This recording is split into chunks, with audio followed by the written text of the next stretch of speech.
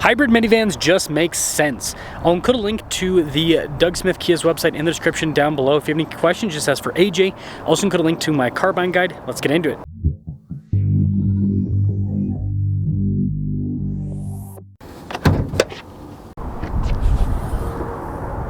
Under the hood is a turbo 1.6 liter 4-cylinder that goes through a 6-speed. It's paired to a hybrid system.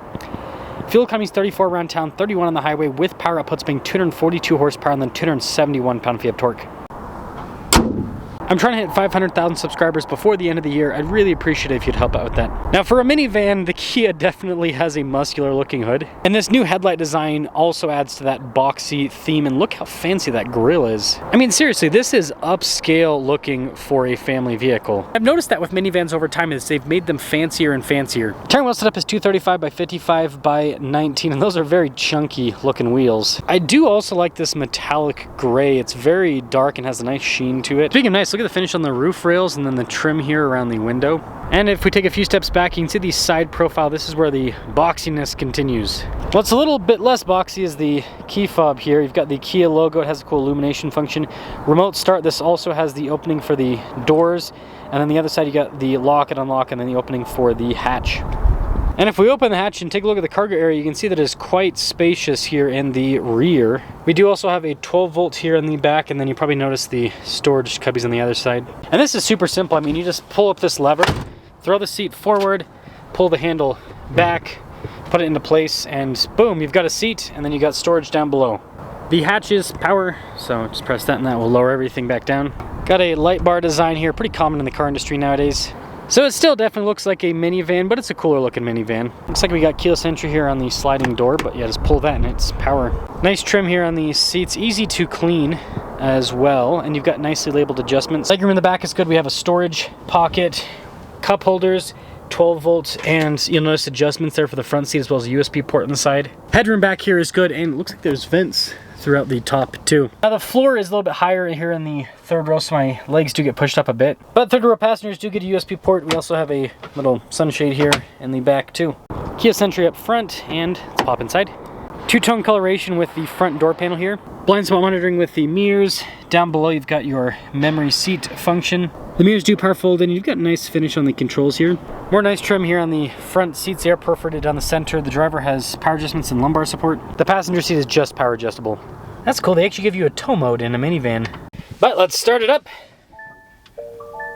Soft touch trim all around the steering wheel with the Kia logo there, front and center. We've got adaptive cruise control with our lane centering, paddle shifters here on the back of the steering wheel, and then volume and voice command controls there on the other side. Full digital gauge cluster, which you can scroll through different bits of info, and then you also have a few different drive modes that you can go between. Just a backup camera in reverse with this particular version. As for the infotainment system, it is quick to respond. I'd say everything's pretty nicely labeled, so user-friendly, and there is a passenger view. We should probably mention that with the minivan. Before we get into more features, they do give you some soft touch across the dash. We also have the multi-function controls. So right now it's climate, but if I press that little button right there, it now controls the media stuff, so kind of a dual purpose. Got some USB ports down below with a 12 volt. We also have a wireless phone charging pad in this area. Dial shifter, you either love it or you hate it. Drive mode select is right next to that auto hold, and then your parking brake function. Just some traditional cup holders. Behind that we've got this nice finish here. Controls the heated seats, parking sensors for the camera, and then the center console's got quite a bit of storage, and there's more soft touch trim on the top. 2026 Carnival Hybrid EX. After everything, $44,920 is the total MSRP. Let's see how the Carnival Hybrid performs. Carnival Hybrid. Some of you guys requested V6 versus the Hybrid. I'll try to put that comparison together. Obviously not today, but another day. I mean, if you guys really want to see that comparison, let me know in the comments so I can kind of see how much interest there is in seeing V6 versus the hybrid version.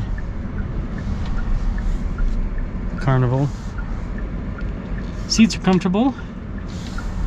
I think, you know, most manufacturers nowadays know how to make comfortable seats. I think it's one of those things that it's really easy to do. Somehow some manufacturers end up messing it up, but not here. These are nice. A little bit firm, but they're not like a bad firm. It's a nice I'd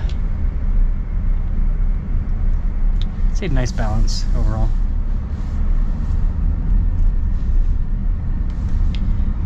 And just like most minivans, independent suspension, unibody, the construction, and it's a long wheelbase, so it's pretty comfortable over the bumps and everything.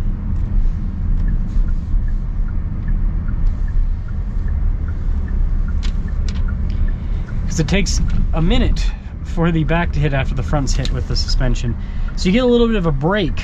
And again, the distance is greater, so like as the driver, I don't really feel the back end. Like I can hear it hit, but I don't really feel it hitting.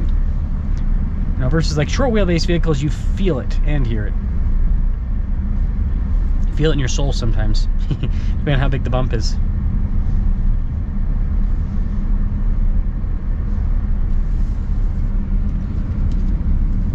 The steering's pretty good. Punch it. Ugh. Man, good power. That's for sure.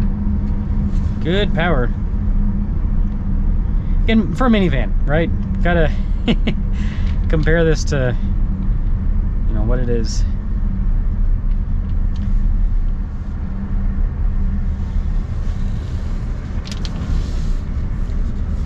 And even though it's a long wheelbase, it's not too bad with the turn in and everything.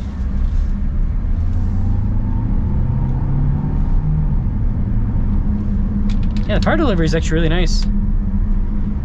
It's pretty smooth for being a, I mean, you hear turbo hybrid and you're like, that might be a little bit all over the place, but the hybrid comes in low and then the turbo power comes in higher up in the power band, and it's relatively smooth.